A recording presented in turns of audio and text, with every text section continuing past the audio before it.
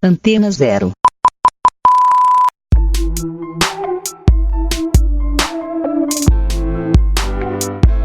A Rádio Antena Zero apresenta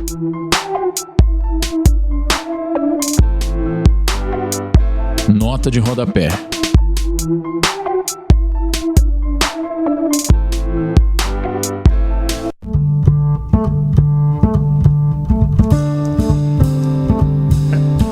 Boa tarde, ouvintes da Rádio Antena Zero, para mais uma segunda-feira aqui que a gente vem com Nota de Rodapé.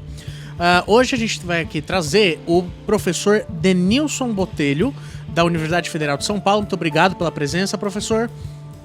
E iremos falar sobre diversos assuntos aqui, falar da trajetória do Denilson. Eu tô aqui esperando já um bom tempo na rádio para falar do meu assunto favorito, que é a Primeira República. Eu nunca tive essa oportunidade, então vamos explorar bastante o professor hoje. E falar também aí sobre a Universidade Federal, sobre os caminhos aí para educação. Então, muito obrigado pela presença, professor. Boa tarde, eu agradeço o convite, é uma satisfação estar aqui para a gente conversar.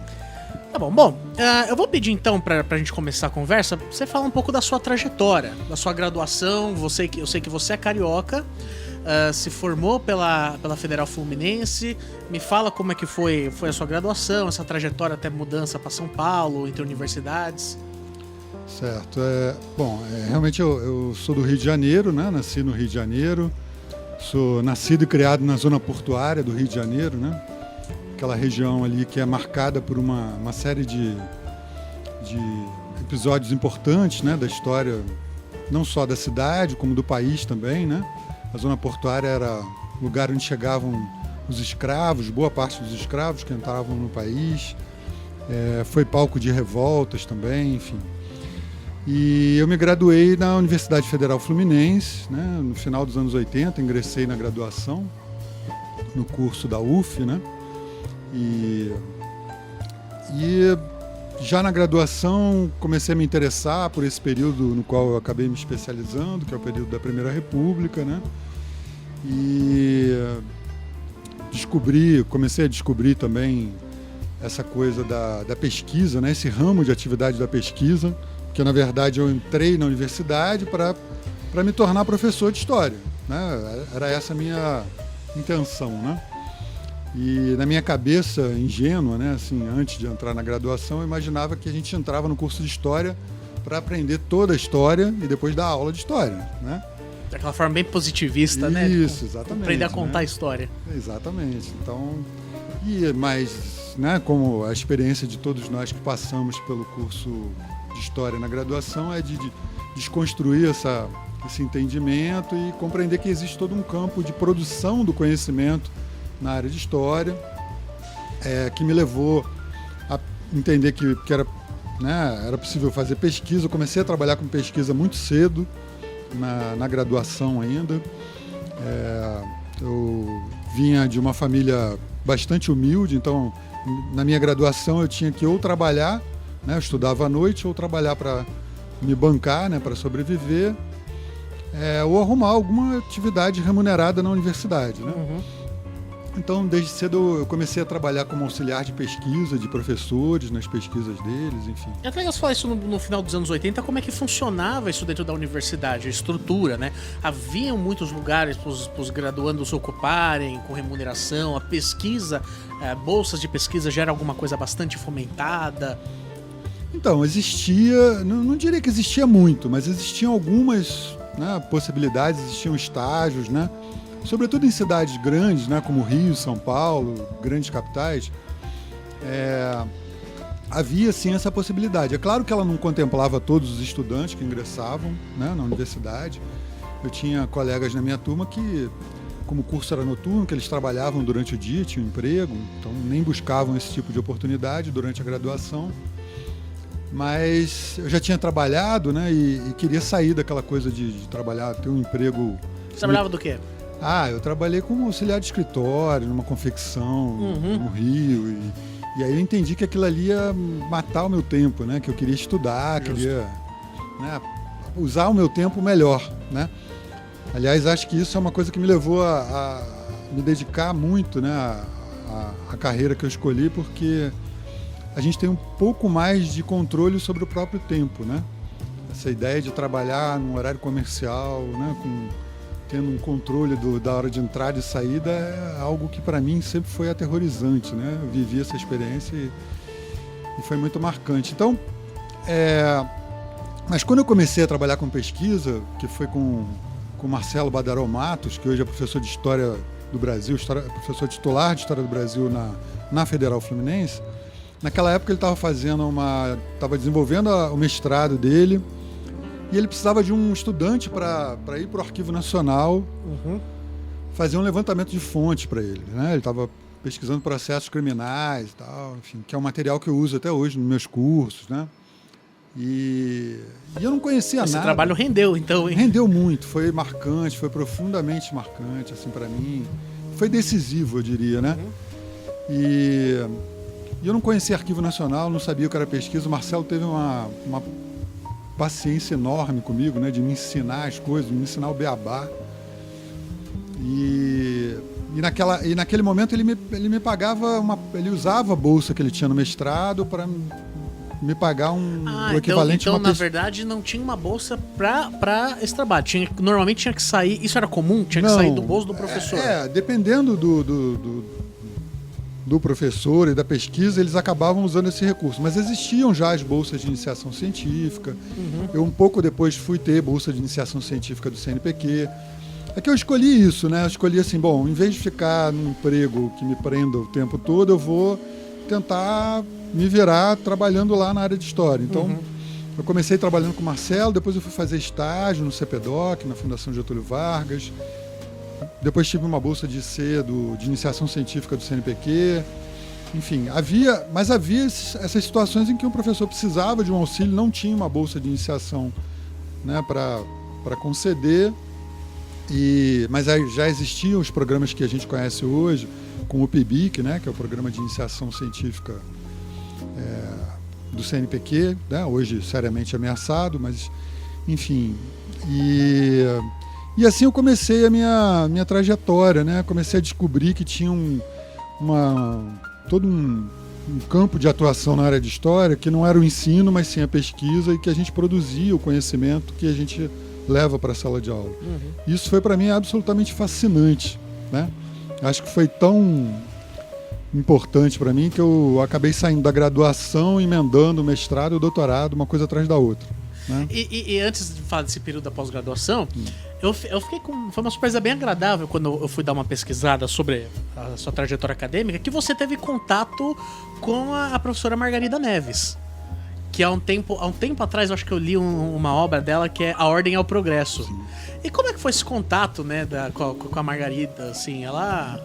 Olha, eu diria que eu tive 2 professores na graduação que foram os mais importantes, e eu diria que são os professores nos quais eu penso até hoje quando eu vou para a sala de aula, que eu gostaria de ser como eles, né? Que foram para mim os exemplos mais importantes que eu tive de professores. É claro que eu não sou como eles, não serei, são professores excepcionais, que foi a Margarida Neves e o Wilmar de Matos, né? Que foram 2 professores da área de História do Brasil. A Margarida foi minha professora de Brasil República, né? Primeira República. E ela foi também orientadora da minha monografia. Mas, para além disso, ela foi a principal... foi a pessoa que mais me estimulou a seguir na pesquisa, né? Ao orientar a minha monografia, ela me estimulou bastante, não só a prosseguir estudando, a prosseguir, né, me qualificando, e como fez mais do que isso, né? Eu sempre conto essa história que quando eu estava terminando a graduação, fazendo a monografia e pensando em fazer o mestrado, a primeira coisa que me ocorreu foi: vou fazer o mestrado com a Margarida, né? Para ser orientado pela Margarida, que é uma pessoa que eu admiro profundamente até hoje. E a Margarida virou para mim e falou assim: não, mas você vai ficar aqui? Não, você vai para outra universidade, conhecer outros professores, ter outras experiências, ler outras coisas. Você não vai ficar graduação, mestrado, doutorado, tudo no mesmo lugar. Não... Vai para o mundo. Vai que você vai crescer conhecendo outras realidades. Aquilo para mim inicialmente foi assustador, mas hoje eu sou profundamente grato a ela também, porque acho que ela me apontou um caminho que foi um caminho de crescimento, de desafio muito grande, mas de crescimento. Ela é viva ainda, né? Sim, ela é viva. Ela está aposentada na Federal Fluminense e acho que na PUC também, embora ela ainda desenvolva alguma atividade na PUC, até onde eu sei. Entendi. Você de lá foi para a Unicamp e encontrou o professor Sidney Chalub, né? Então, fui para a Unicamp,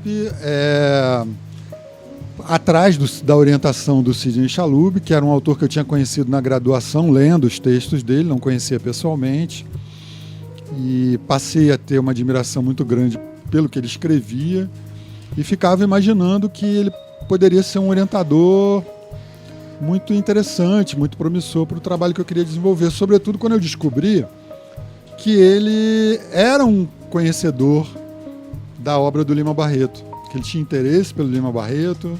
Você já foi focado nisso, então? Exato. Aí, comentando isso com Margarida, ela meio que, né, fez aí o meio de campo, né, falou com o Sidney que eu ia tentar o mestrado lá, que eu tinha um projeto sobre o Lima Barreto e tal, enfim. Meio que me apresentou, né, ao Sidney. E felizmente deu tudo certo, né? Eu saí da graduação e entrei direto no mestrado, fiz o mestrado em 2 anos. Naquele momento teve uma possibilidade de emendar o mestrado com o doutorado, então fiz uma trajetória assim, de me qualificar direto, né? Não sei até que ponto isso foi bom, mas acho que é muito uma característica desses tempos que a gente vive dos anos 90 para cá, né? Em que todo mundo passou a correr atrás de uma qualificação mais rápido para então começar a vida profissional, né? Enfim, a vida acadêmica, mais dizendo. Você já iniciou na docência logo em seguida, na docência universitária, eu digo, né? Sim. Bom, quando eu saí da graduação, eu ainda queria muito dar aula, né? Então eu comecei a dar aula no ensino básico, mas eu não consegui conjugar com a pós-graduação. Depois, mais tarde, quando eu terminei o doutorado, eu voltei a dar aula no ensino básico, porque era uma coisa que eu queria muito fazer. Depois do doutorado? Sim, depois do doutorado. Quando eu estava terminando o doutorado, eu fiz concurso para a Prefeitura do Rio de Janeiro e fui professor da rede municipal. Você acabou voltando ainda? Eu voltei para o Rio. Voltei para o Rio e fui professor da rede municipal durante 8 anos. Mas quando eu terminei o doutorado, eu comecei a trabalhar também em algumas universidades particulares no Rio de Janeiro. Na verdade, não. Eu comecei a minha trajetória como professor na Universidade Estadual do Rio de Janeiro, na UERJ, na Faculdade de Formação de Professores. Lá foi o primeiro lugar que eu dei aula no ensino superior. Mas foi um contrato temporário e em seguida que eu fui para as particulares, né? E fiquei alguns anos trabalhando basicamente em 2 universidades particulares no Rio. Mas isso foi me trazendo também uma certa frustração, né? Porque a grande maioria dos grupos, né, privados de educação, né, que atuam no ensino superior, eles não fazem qualquer investimento na área de pesquisa, né? Eles estão muito voltados para o ensino e não tem nenhum investimento na área de pesquisa, com raríssimas exceções, como é o caso da PUC, enfim, né? Acho que dá para contar nos dedos quem faz pesquisa nessa área. Quer dizer, no setor privado. Eu só consigo pensar na PUC agora. A PUC, a FGV... A FGV, de fato, ela tem mesmo. Então eu, depois de alguns anos trabalhando nessas universidades particulares, eu voltei a buscar uma oportunidade no ensino superior público, né? E aí tive uma passagem pela UFRJ como professor substituto, né? Um professor temporário, com contrato de 2 anos. E aí pintou um concurso para a Federal do Piauí, né? Para a Universidade Federal do Piauí. E eu fui aprovado e fui para Teresina, né? Acho que eu guardei muito aquela sugestão da Margarida de ir para lugares diferentes. E foi uma experiência assim, muito enriquecedora, né? Eu aprendi muito no Piauí, aprendi muito na Universidade Federal do Piauí, que era uma universidade que naquele momento, quando eu cheguei lá em 2009, estava passando por um processo de expansão muito grande, de muito investimento do governo federal, né? Então, foi um momento... Fiquei 5 anos na Federal do Piauí e ingressei na pós-graduação também como docente, né? Comecei a orientar na pós-graduação. Então foi para mim um aprendizado muito grande, né? Mas tinha essa questão da distância aqui do Sudeste, né? Minha família toda aqui no Sudeste, no Rio de Janeiro, né? E então, num determinado momento, eu resolvi encarar um outro concurso, fazer um segundo concurso, né? Para vir para a Universidade Federal de São Paulo, que foi o que aconteceu há 5 anos atrás, né? Em 2014. E, enfim, aqui a gente tem um grupo bem bacana, né? No curso de História da Unifesp, né? E, enfim, me encontrei aqui. Estou há 5 anos. Há 5 anos já na Unifesp. Quando você chegou, estava já entrando no mestrado na Unifesp. Eu lembro que sempre ouvia falar de você e não tive a oportunidade de ter aula. Mas tenho a oportunidade de entrevistar agora. Denilson, você dá pra se dizer que é um especialista em Lima Barreto. E o Lima Barreto, ele é um personagem interessante que você pode, acho que, pensar nos diálogos com a história, tanto pelo viés da literatura quanto de imprensa. E, de certa forma, você acaba trabalhando nessa dupla perspectiva também. Então, uma questão mais metodológica, se eu posso dizer, como é que foi fazer esse diálogo, que eu não sei o quão comum era isso na sua época de mestrado, entre literatura, história, imprensa, história, e como foi esse processo de enxergar o Lima Barreto dentro de uma pesquisa historiográfica? Então, eu descobri o Lima Barreto nessa trajetória de formação, quando eu comecei a trabalhar com o Marcelo Badaró Matos na pesquisa dele, né? O Marcelo Badaró Matos fazia uma pesquisa sobre os crimes de contravenção penal na Primeira República, que eram aqueles crimes, basicamente crimes de comportamento, né? Uhum. Havia um capítulo do Código Penal de 1890 que criminalizava as pessoas que praticavam capoeira, né? Viviam do jogo do bicho, da prostituição, enfim. E ele trabalhava basicamente com esses processos justamente para compreender, né, esse segmento da população que não costuma deixar, né, os seus registros, as suas fontes, de forma muito evidente, né? E aí, para trabalhar na pesquisa do Marcelo, ele me deu de presente um livro que foi, né, abriu esse horizonte do Lima Barreto para mim, que foi o livro do Nicolau Sevchenko, Literatura como Missão. Sim. Né? Marcelo falou para mim, olha, se é para trabalhar na pesquisa, a primeira coisa que você tem que fazer é ler esse livro aí, porque ele vai te dar um panorama da época, das questões que a gente vai tratar na pesquisa. E até então, eu confesso que eu não lia o Lima Barreto, eu não conhecia, eu já tinha ouvido falar, mas eu não tinha leitura do Lima Barreto. E eu fiquei completamente fascinado, e foi a partir dali que o Lima Barreto virou para mim uma espécie de um guia para entrar na Primeira República. Porque ao descobrir o Lima Barreto, o escritor extraordinário que ele foi, com uma produção literária extremamente diversificada, né? Porque o Lima Barreto não escrevia só romances, né? Ele escrevia contos, crônicas, isso que você sátira, né? Destacou, né? Ele tinha uma atuação na imprensa muito intensa, né? Eu diria que a militância dele foi muito na imprensa, né? No jornalismo, na imprensa. Então aquilo me pareceu algo muito promissor, e o trabalho do Sevchenko foi um trabalho que aqui no Brasil foi um trabalho que abriu esse campo, né? Porque ali entre o final dos anos 80 e o início dos anos 90 ainda tinha muito essa discussão sobre a pertinência de trabalhar com literatura, né? Mas como é que o historiador vai trabalhar com um escritor de ficção, né? Com uma literatura de ficção, como pode isso, né? Naquele momento essa discussão se colocava ainda, né? E o trabalho do Sevchenko gerava uma certa polêmica, portanto. Mas hoje em dia isso já está completamente pacificado, né? Até porque a gente sabe o quanto de ficção os documentos oficiais, por exemplo, guardam, né? Tanto os processos quanto os relatórios, assim, eu sempre falo, né? Se você quer ver o que tem de ficção, você pega um relatório para ler, né? O relatório sempre tem algo que não corresponde muito à realidade, né? Não é verdade? Se você olhar ali direitinho... De fato. Né? E não é só o relatório, né? Mas muitos outros tipos de documento. Então, o Lima Barreto parecia para mim uma oportunidade de enxergar uma Primeira República que eu queria enxergar, ou seja, uma república pelo avesso, né? Uma república vista a partir de uma outra perspectiva, que é a perspectiva da periferia, do subúrbio, né?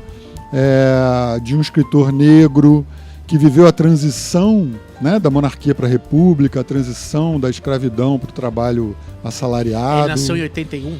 Então, ele é um cara da transição do século XIX para o século XX. Ele nasceu em 1881 e morreu em 1922.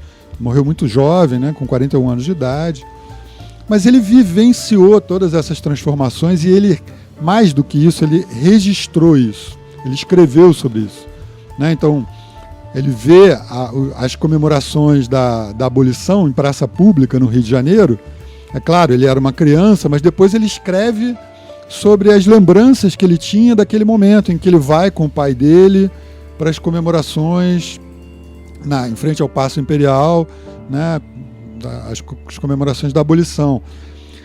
Então eu comecei a olhar, sobretudo, para a produção do Lima Barreto que foi veiculada na imprensa, sabe?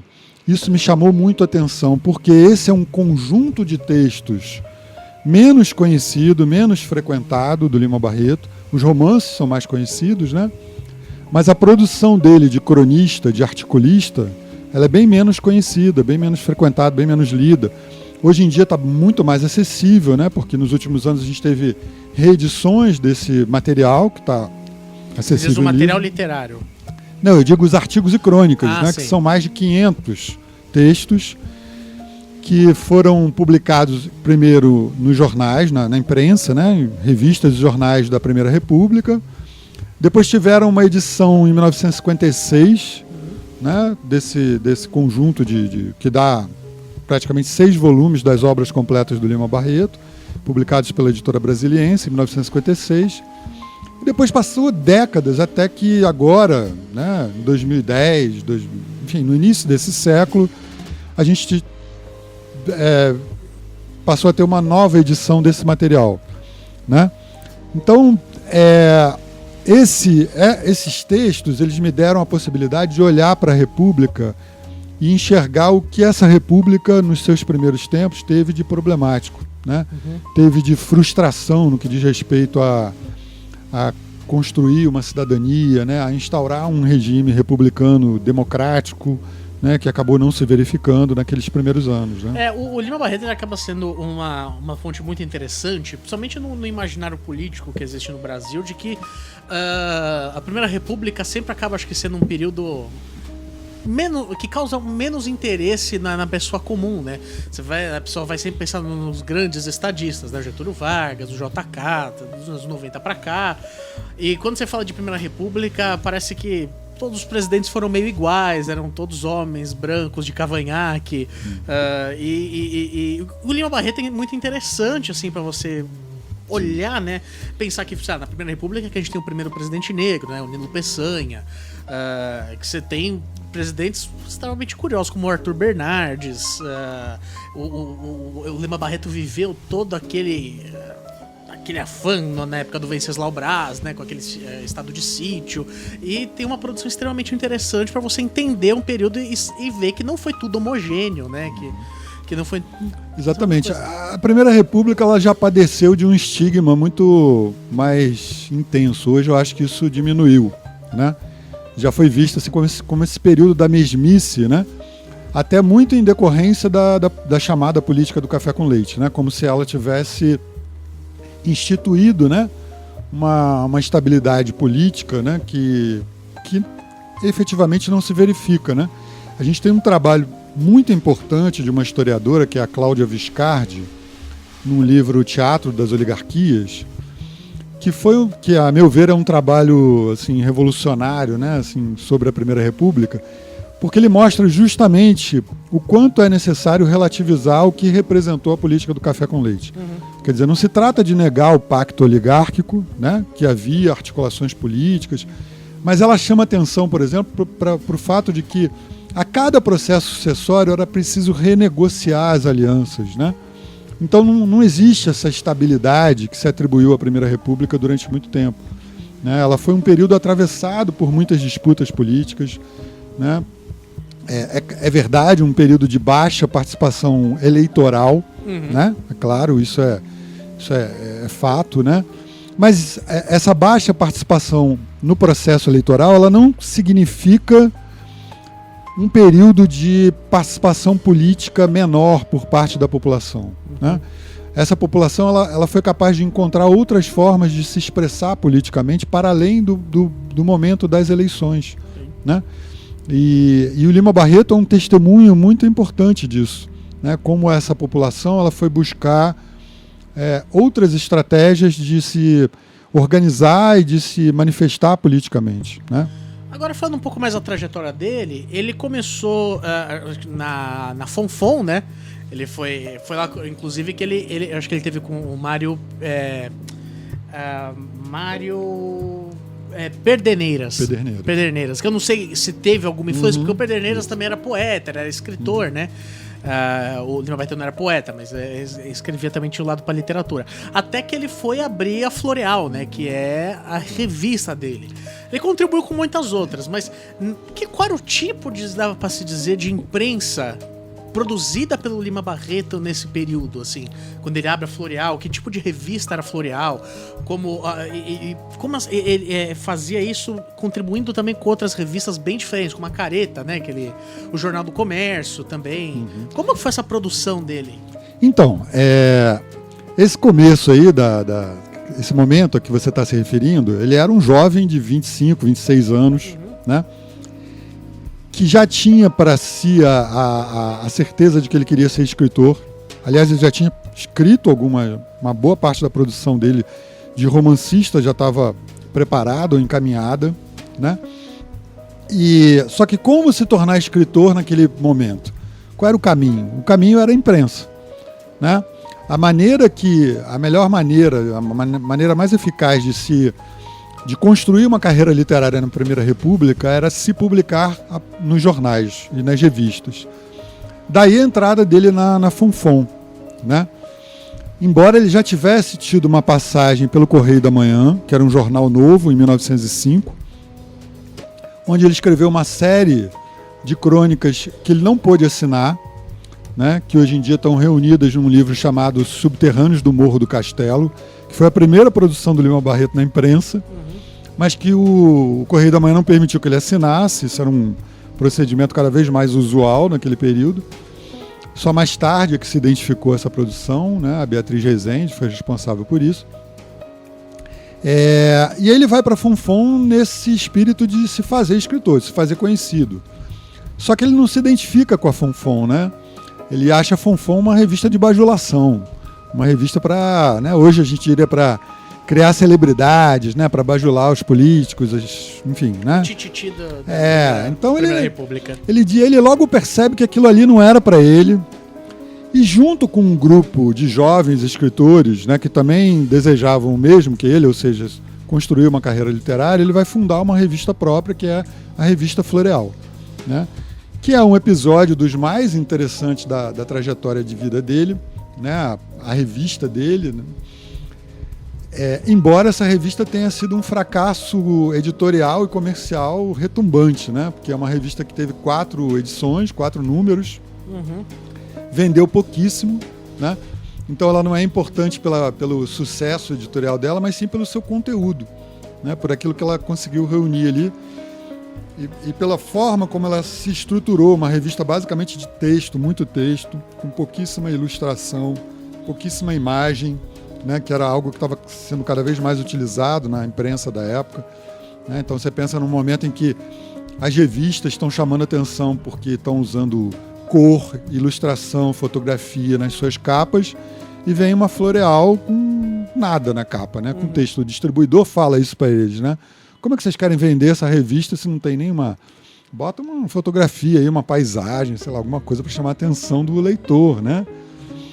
Então essa revista foi importantíssima para conhecer, né? Ela permite a gente conhecer o que o Lima Barreto pretendia e planejava como projeto editorial e projeto político também, né? Porque ele foi sobretudo um escritor engajado, um escritor militante, né? Que se aproximou das discussões políticas da sua época, se aproximou muito do movimento operário naquele momento, né? e que escreveu sobre isso, né? O Lima Barreto era um escritor que não deixava escapar nenhum assunto que tivesse na pauta do dia, né? Ele é uma pessoa que era bem ligada ao tema de desigualdade social. Ele tinha algum discurso para a questão racial? Sim, ele tinha. Primeiro, ele vivenciou situações de preconceito, de discriminação muito fortes, né? Que marcaram muito ele, né? Ele escreve sobre isso nos diários e escreve também uma série de textos literários, né? De crônicas. Escreve um romance a respeito desse tema, que é o Clara dos Anjos. Né? O Clara dos Anjos é um romance que trata, sobretudo, dessa questão, né? E então ele fez essa denúncia também, né? Da questão do racismo, ou seja, do quanto ele se sentia atingido por isso. Né? Uma curiosidade que eu tinha antes da gente terminar esse bloco como eu tinha mencionado, foi um período que a gente teve era um vice-presidente que se tornou presidente, que é o Nilo Peçanha, que era um homem mulato, né, negro. Houve algum tipo, eu não encontrei, mas houve algum tipo de, não sei, aproximação do discurso do Lima Barreto no Nilo Peçanha como figura? Ou o Nilo Peçanha mesmo não se aproximava muito, né, também dessa questão, né? Não, acho que o Lima Barreto sempre teve uma postura muito crítica, né, ao establishment, né, ao quem estava no poder, Então ele é um crítico dos governos republicanos, né, de forma muito intensa, né, assim, muito contundente. Ele não estabelece esse tipo de articulação, de aproximação política. A aliança política dele, a aproximação política dele está com os movimentos sociais, né, está com os trabalhadores, com a gente simples. Em nenhum momento teve essa quebra. Não. Ele tem uma... Nesse aspecto, acho que tem uma coerência política muito grande dele, né? De ter um olhar atento para uma realidade que ele próprio vivenciava como morador do subúrbio, da periferia do Rio de Janeiro. Claro. Estamos de volta aqui com o professor Denilson Botelho, da Universidade Federal de São Paulo.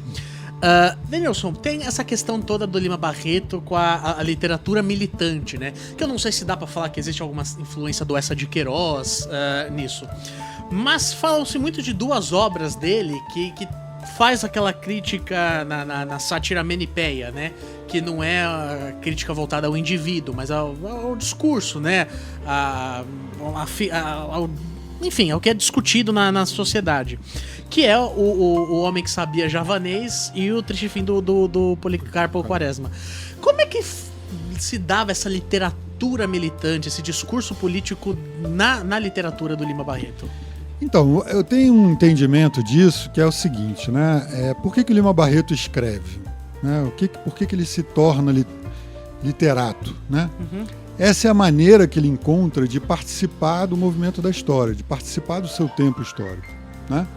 Então, assim, você pode imaginar que existem diferentes formas da gente intervir na realidade que a gente está vivendo, né? Enfim, no momento que você está vivendo, e ter uma atuação efetiva. Lima Barreto escolhe a literatura, escolhe fazer das letras, da literatura, daquilo que ele escreve, o seu modo de intervenção nisso, né? O seu modo de participação política. Por isso que a gente pode dizer que ele tem uma literatura engajada e militante, né? Porque ele está preocupado em discutir as questões do seu tempo e, mais do que isso, né, em se posicionar em relação a elas. Então ele está vendo, por exemplo, acontecer lá a Revolução Russa, e ele vai ser um dos primeiros a comentar aqui ainda, no calor dos acontecimentos, o quanto aquilo parece a ele interessante. Né? Por quê? Porque mexe com a questão da distribuição da riqueza, né? Enfim, com a questão da desigualdade que toca tão fortemente no Lima Barreto. Por isso ele faz da literatura uma forma de tocar nessas questões, né? O Homem que Sabia Javanês, que mexe com essa coisa do bacharelismo, né? Ou do que ele denominava de bovarismo, né? Que é esse comportamento de querer parecer uma coisa que você não é, né? que é tão a cara da classe média que a gente conhece no Brasil. Na verdade, né? eu tava conversando com a Giovana antes do programa, assim, o Sérgio Moro pode ser o homem que falava javanês de hoje, né? Exatamente, que né? mantém Então, essa imagem, né? a gente poderia pensar em muitos exemplos, né? Assim, de querer parecer algo que não corresponde à realidade, né? Hoje está mais do que evidente, né, que a máscara caiu, né? Caiu para alguns, né? Porque eu, pelo menos, nunca fui um entusiasta dessa Operação Lava Jato, né? Uhum. Sempre acho que o problema da corrupção é um problema sério no Brasil, mas que não vai ser resolvido nem enfrentado desta forma, né? Não acredito em super-heróis e muito menos que uma pessoa vai resolver essa questão, né? Essa é uma questão estrutural. Sim, né? perfeito. E que não pode ser enfrentada com hipocrisia, né? Assim, a gente tem que pensar também o que no cotidiano cada um de nós O que faz do acaba Lima fazendo, Barreto, né? o que faz do Lima Barreto até bem atualizado, né? Bem atual, né? Exatamente, né? O Lima Barreto é interessantíssimo ler o Lima Barreto e é curioso porque na época alguns dos textos de estreia dele na literatura, né? Os romances são acusados de serem textos datados, né? Uma das acusações que recai sobre o Lima Barreto é: mas você está falando muito da realidade, você está imitando a realidade nos seus romances. E isso significa o quê? Uma literatura de baixa qualidade que não vai sobreviver ao tempo. Daqui a pouco ninguém vai querer ler isso. O Triste Fim de Policarpo Quaresma recebe uma crítica porque ele publica em pedaços, né, no Jornal do Comércio, né? Sim, isso era um procedimento muito comum, né? Você publicar no formato folhetim, né? Que era publicar o texto em pedaços no jornal, né? E depois ele saía num volume. Então, o próprio romance de estreia, que é o Recordações do Escrivão Isaías Caminha, ele tem essa característica, né? Ou seja, de tratar... o que ele faz no Isaías Caminha? Ele satiriza uma redação de jornal, que é a redação do Correio da Manhã. Né? Que ele faz uma sátira devastadora, a ponto de proibirem que se publicasse o nome dele nas páginas do jornal Correio da Manhã. E aí isso para os críticos é um ponto negativo. Só que o que a gente vê hoje é que a literatura do Lima Barreto sobreviveu ao tempo.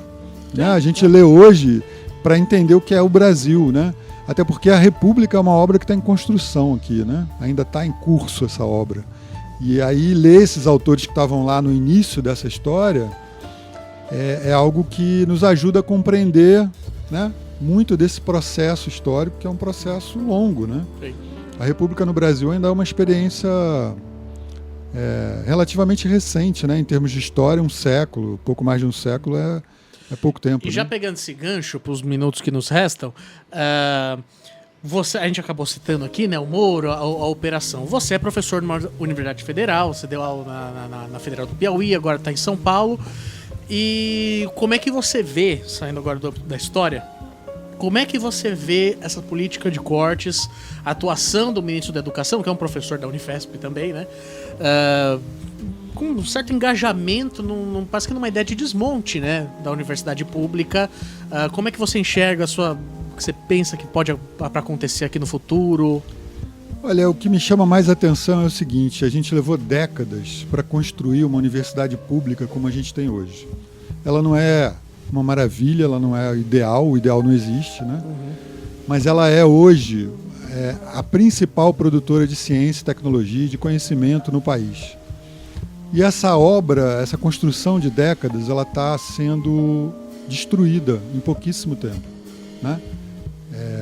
Então isso é devastador, né? É trágico, não só para quem trabalha na universidade, para quem estuda na universidade pública, mas para a sociedade brasileira, né?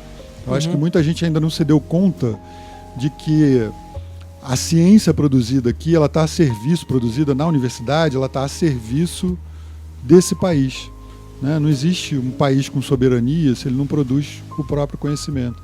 E é isso que está em jogo agora, com esses cortes absurdos, né? Onde é que você vai cortar recursos? Você vai cortar recursos na educação, né? A educação que deveria ser prioritária. Então a gente vem de um período de ampliação da universidade pública no Brasil, né? A gente veio de um período de grande investimento e que agora está correndo um sério risco, né? Em função de um governo, né? Que está promovendo isso e com um ministro absolutamente inexpressivo, né? Eu não conhecia o ministro da Educação até ele chegar aonde ele chegou. Ele é colega da universidade, mas eu nunca tinha tido contato com ele. Então, não me parece um quadro à altura do Ministério da Educação nesse país, sabe? Isso é muito grave. Você vê aí um futuro, digamos assim, bem comprometido da universidade. Sim, com certeza, né? A gente está bastante preocupado, né?